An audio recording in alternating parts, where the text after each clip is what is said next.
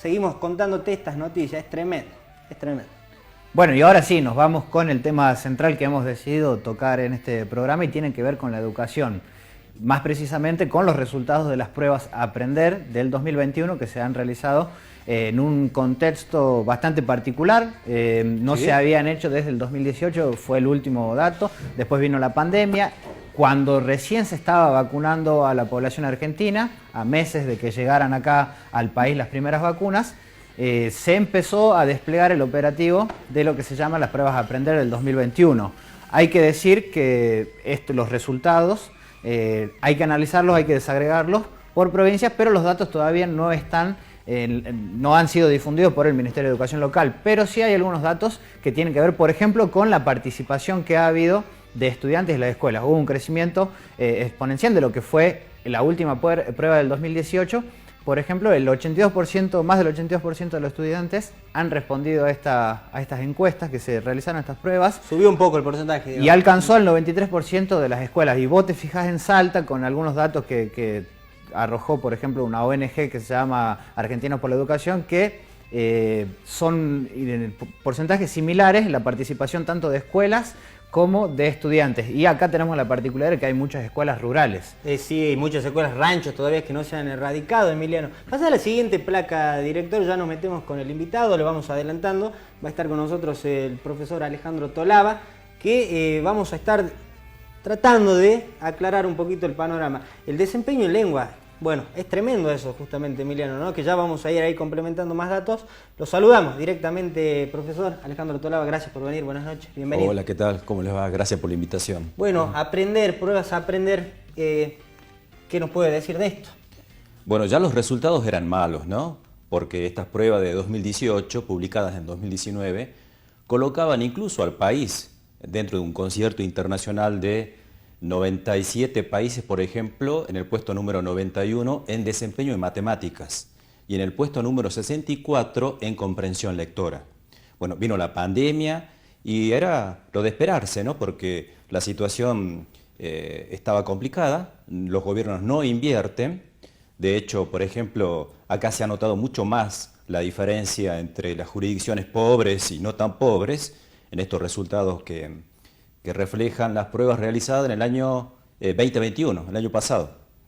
Profe, director, no sé si podemos ir ponchando porque vamos a ir interactuando con el profe y con algunas placas que tenemos aquí que las preparó Emiliano. Bueno, este dato, lo que lo reflejaba el profe, ¿no? En las 24 jurisdicciones cayó el rendimiento, Emiliano. En lengua sí es transversal, en matemática por ahí como que se mantuvo. Y es importante esto que dice el profe porque estaba viendo que entre las provincias que mejores rendimientos, si se quiere, tuvieron, se encuentra Formosa. Y uno pensará, digamos, Formosa, parte de una región empobrecida, como nosotros, como Salta, pero tiene un mejor rendimiento en lo que ha sido las pruebas de aprender. Y también se incluyó el nivel socioeconómico, que es importante porque permite de alguna manera tener una radiografía de la ciudadanía que está respondiendo sobre eso. ¿Usted qué opina sobre eso? No, parece importante, por supuesto, la inclusión de estos factores, porque no puede hacerse una lectura de un emergente, que es el resultado de unas pruebas académicas, en este caso, comprensión lectora y manejo de la matemática, de manera aislada. Es evidente que los factores socioeconómicos, los factores de género que se han tomado también para estas evaluaciones, etcétera, tienen que ser también evaluados y estudiarse cómo incide esto en estos resultados. Porque es así como se puede llevar adelante un diagnóstico y una intervención serias. Bueno, yo quiero recordarte que estamos en el norte pobre, los resultados son malísimos, lamentablemente. Y como decías vos, en promedio hay una caída a nivel país, pero más se resiente en las jurisdicciones como la nuestra, por ejemplo. Cava, provincia de Buenos Aires, si bien han tenido caída, no la han tenido tanto. No puede pasar esto en una provincia que tiene un superávit fiscal de 12.000 millones de pesos. Claro, no es de que falte la moneda al instante, por ejemplo, tenemos ahí un saldito guardado. Pero eso tendría que ver con la inversión que se hace en educación, no ya tanto con la economía doméstica de las familias de donde se desenvuelve un chico. Claro, como decíamos hace rato, hay que considerar muchos factores. Ahora, si el principal responsable de todo esto es el Estado, el que no invierte en infraestructura, los jóvenes se duermen porque no tienen la copa de leche, particularmente en secundaria, no hay designación de personal, hay muchos cargos, por ejemplo, que están ocupados con funciones a cargo, porque no son el personal precisamente que tienen el perfil que haya ingresado por cuadro de puntaje, etcétera, sino que son docentes afectados a otras funciones porque este gobierno no quiere designar.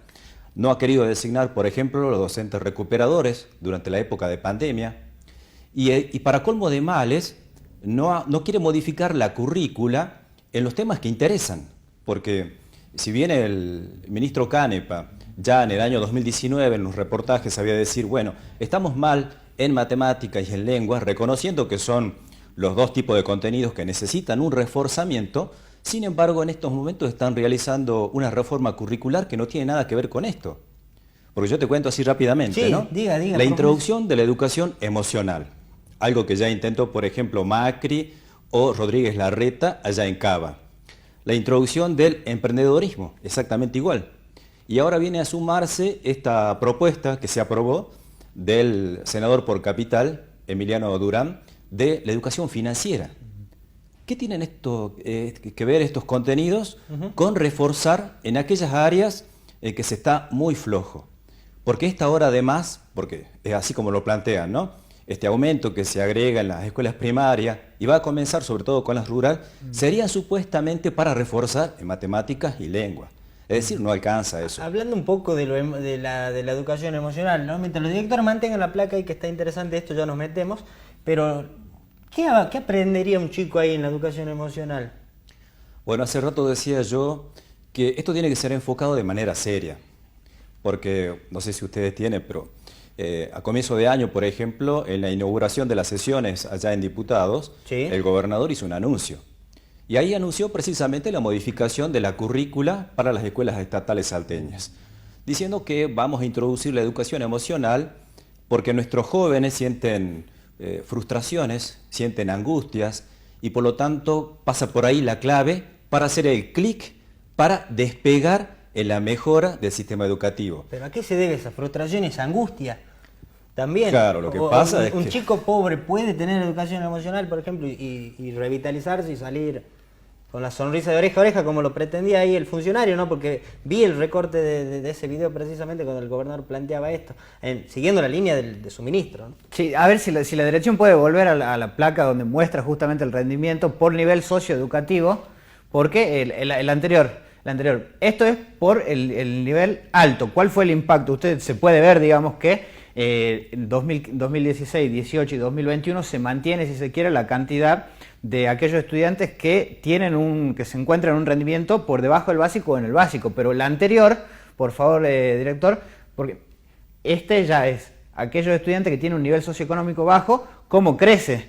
El negro es 2018 y el gris es 2021 para el rendimiento por debajo de lo que es el nivel satisfactorio y el básico. Es exponencial el crecimiento y la diferencia por los ingresos. A ver, se mide el nivel educativo que han tenido sus padres, se mide también si cuentan o no cuentan con una computadora, con internet, algunos datos que permiten, digamos, reflejar. Y en el decil, en lo que sería el decil más alto, es menor el impacto porque tiene una contención económica que le permite tal vez aprender. Y si pueden pasar dos placas de nuevo, está lo que es el tema de internet, que como decía, esto es el acceso de internet. Fíjense cómo tanto en lengua como en matemáticas se refleja que aquellas personas que sí tienen mejoran su rendimiento, que es lo que sería el 26% acá, el 27% y el 29%. Pero ya el 17% no. Y acá lo que no responden, lo que no tienen, están por debajo del nivel. Aquellas personas que no tienen una computadora, y decíamos que en Salta hay muchas escuelas rurales y que, como bien se sabe, la conectividad es muy mala. Si es mala acá en Capital, imagínense en el interior. Volviendo a esto, profe, ¿usted dónde enseña? ¿En qué escuela enseña?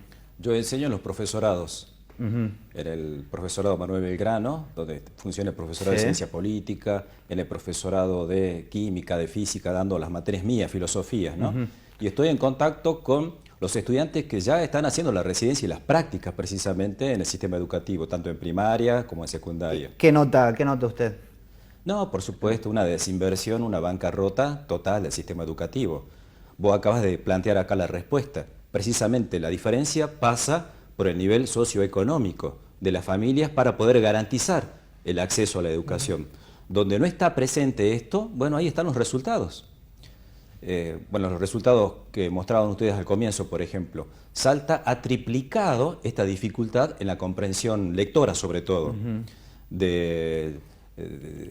si hacemos la comparación con lo publicado en el año 2019, bueno, hoy en día del 7,1 que se tenía, se ha pasado al 22,3 en esa dificultad de estudiantes que no comprenden lo que leen. Había un cuadro comparativo del mismo que se desprende de las pruebas a aprender. 3 de cada 10 estudiantes logran comprender un texto científico. Estamos hablando de sexto año.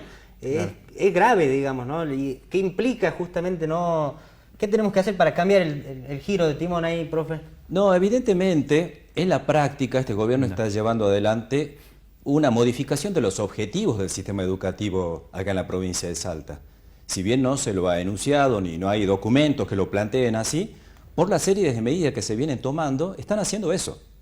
Porque en lugar de intervenir, de abrir el juego, por ejemplo, las provincias de Mendoza y Chaco han realizado congresos pedagógicos para que a la comunidad educativa se le puede consultar, bueno, cuáles son las modificaciones que se necesita. Miren, ¿no? Y como para poner un ejemplo, así como para no decir es de la política, ahí usted menciona 2 provincias con gobiernos totalmente distintos, un gobierno radical y un gobierno de origen peronista, si usted quiere. O sea, acá podemos convocar al Ministerio de Educación y, bueno, que los convoque a ustedes, los profesionales, digamos. Totalmente una consulta de carácter vinculante, no algo para que luego vaya a la papelera, no. Que nuestra opinión, particularmente de los docentes, de los padres, sea tomada en cuenta. Porque acá, a ver, ¿qué es lo que se nos está planteando prácticamente? Miren, sus chicos no van a poder continuar la universidad hacia el estilo de Vidal cuando fue gobernador. Los pobres no llegan a la universidad. Claro, ¿para qué la universidad para los pobres? Si no llegan y el desempeño es muy bajo. Entonces directamente lo largamos al mercado del desempleo, porque es obvio que no se están generando fuentes de trabajo. Y para eso se les plantea, vamos a prepararle en emprendedorismo, en educación financiera, en educación emocional, para que sepan gestionar las frustraciones. Ese es el planteo. La comunidad educativa no nos podemos conformar con eso porque directamente nos están cambiando el objetivo de la educación pública. Acá lo que tenemos que defender fuertemente es que la educación pública siga formando para permitir la continuidad de estudios superiores, pero también para permitir la capacitación para el trabajo. Y acá directamente están haciendo una simplificación a puerta cerrada porque esto lo están firmando con la intergremial. Y el resto de la comunidad educativa es comida de piedra en todo. Bueno, la burocracia está complicando inclusive hasta que un nene se va de vacaciones ahora y no tiene su libreta oficial, ¿no? Su documento oficial. Eso está pasando en Salta. Yo no sé si escucho en otra provincia eso, que le esté faltando. No sé si usted pudo hablar con algunos de sus colegas que trabajan en el nivel primario. Se fueron así los chicos, ¿no? Bueno, ese es el nivel de desinversión al que se ha llegado. De hecho, por ejemplo, tenemos el faltante de personal de maestranza, porque se está designando a gente con los planes, con 16, 15 mil pesos para poder hacer tarea durante lo que dura la jornada, y esto a lo largo y ancho de la provincia. Y muchas veces tienen que salir a hacer corte de ruta. Por ejemplo, ha pasado en Orán el año pasado, que las ordenanzas han tenido que salir para que les paguen los varios meses que le adeudaban. Entonces, bueno, lo que tenemos acá es que no quieren designar las preceptoras, las secretarias, el personal de maestranza, se va jubilando y no designan. Bueno, lo mismo también, por ejemplo, con la cobertura de docentes que hoy en día tienen muchas funciones, porque hay muchos programas con escuelas abiertas, con los CAG, con estos docentes recuperadores, por ejemplo, que no pasan designados a través de cuadros, hay mucha precarización. Sabemos que falta personal de salud. ¿Personal de educación también falta, profe? Totalmente. Así como está el sistema sanitario, así también está el sistema de educación. Por eso, la importancia de que participe la comunidad educativa para exigir derechos que están en nuestras normativas. Por ejemplo, nosotros tenemos el Estatuto del Educador, que exige que el ingreso al sistema educativo sea a través de la norma, a través del cuadro de puntaje. Bueno, eso no está pasando desde hace bastante tiempo. Están poniendo gente de los planes, docentes nuevos que los hacen ingresar con monotributo, tienen que estar pagando y muchas veces, aunque no estén frente a alumnos o no estén en funciones, tienen que seguir haciéndolo hasta retomar al año que viene, porque son contratos que caducan a final de año. Estas capacitaciones, retomando un poquitito, vamos y volvemos con los temas. Usted ya se capacitó en educación emocional, por ejemplo, ¿esto ya es obligatorio? ¿Cómo va a ser? Bueno, ahí está la otra cuestión. ¿Cuál es el viso de seriedad que tiene este tipo de contenido curricular? Porque este tipo de contenido curricular no está generalmente en los sistemas educativos. Bueno, en líneas generales, quienes hemos podido acceder a una lectura de tipo crítica a estos tipos de contenidos, lo que tenemos acá es una avanzada de la educación desde el punto de vista neoliberal. Porque este tipo de educación se está implementando en Centroamérica, en Colombia, en Chile, y ha sido aprobada recientemente en las provincias pobres del norte argentino, Misiones, Formosa, Jujuy, Salta, bueno, dándole la importancia para que sean incorporadas dentro de la currícula.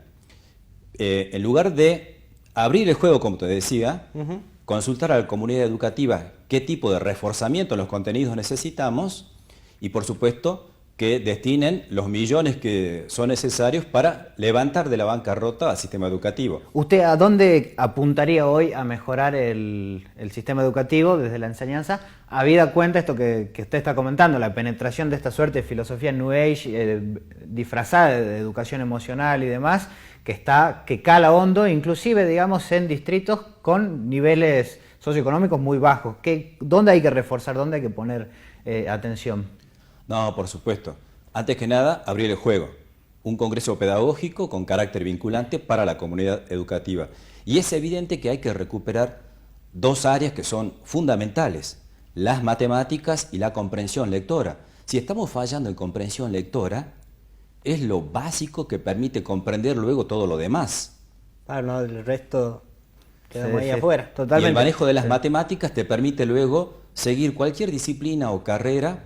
Muchas tienen matemáticas, ya sea del área de la ciencia, de las tecnológicas o hasta la propia medicina, por ejemplo, que requiere también el dominio de las matemáticas. Y no tener que estar los jóvenes pagándose docentes particulares para poder llenar este tipo de bache. Ahora, si tenés adolescentes, jóvenes que se duermen porque no tienen la copa de leche, o que se desmayan, aquellos que tienen doble turno, como las escuelas técnicas, por ejemplo, no. ¿Usted te enseña en escuelas turno completo?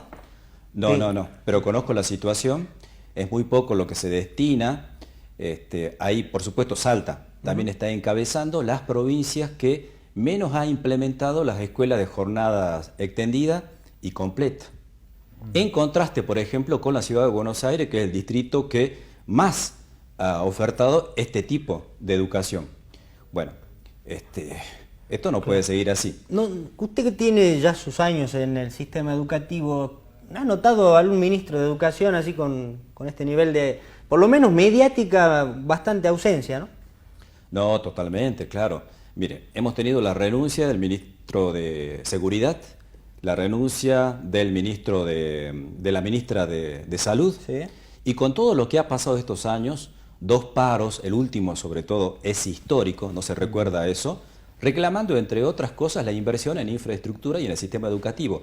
Y con todo esto que ha pasado, las asambleas autoconvocadas han pedido también la renuncia del ministro, el ministro no se ha ido. Y recién en este último tramo muestran las cartas de que han venido para hacer una reforma a fondo del sistema educativo, incluso de las normativas que regulan la actividad docente, porque el estatuto del educador también se está modificando. Se acaba de modificar, por ejemplo, la Junta de Clasificación, Mérito y Disciplina. Sí. En lugar de una sola, vamos a tener dos ahora. Esos 10 vocales van a cobrar con el rango de directores generales de nivel. Claro, de esos 10, uno va a ser del sindicato con mayor afiliados, 3 del ministerio, 3 del ministerio a y los cuales 6, no le piden ficha limpia, ¿no? y 6 con un sistema DOM donde si se presentan 4 listas, como viene pasando, Claro. las va a meter ADP, ¿no? Esto es cantado, yo se lo digo así. Ese cambio no sirve porque, a ver, ¿para qué debe estar una junta de clasificación? Para hacer respetar el estatuto del educador, sobre todo la carrera docente, y exigir al ministerio para que se designen todos los años docentes y se titularicen. Nosotros no tenemos una normativa objetiva, automática, que todos los años, como pasa en otras provincias, por ejemplo, el docente accede a la estabilidad. Lo que tenemos acá es un decreto Claro. que apareció este año, no con la sabemos fuerza de cómo ley. va a continuar esto. Bueno, esta es la situación de precariedad a pesar de que tenemos un estatuto en la que nos tiene el Ministerio de Educación.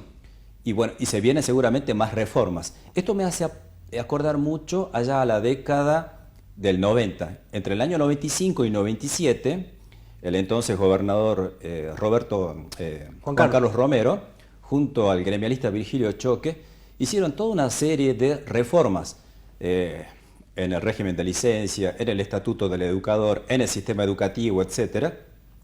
Y la hemos tenido que padecer y sufrir, y sus resultados, bueno, están a la vista, y en este momento está pasando exactamente lo mismo.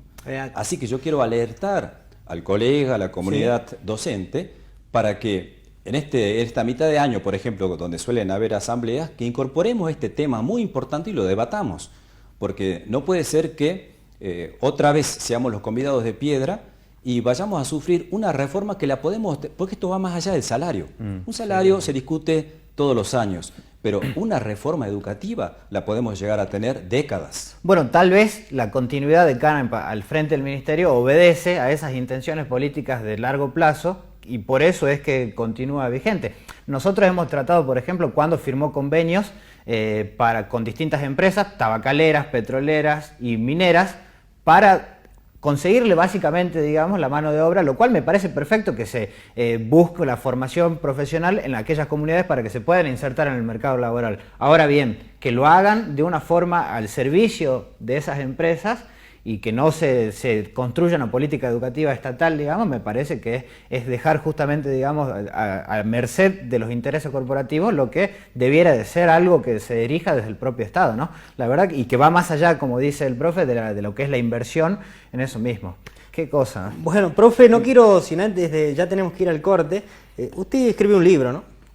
Argumentaciones y falacias. Argumentaciones y falacias hoy, que me lo dejé ahí en la silla. Bueno, cortito, ¿de qué trata? Ahí mirando la cámara y con eso nos vamos al corte. Sí, es un libro sobre argumentaciones en el lenguaje llamado informal o natural, el lenguaje cotidiano, en el que expongo ahí, bueno, un grupo de falacias que se conocen ya desde la teoría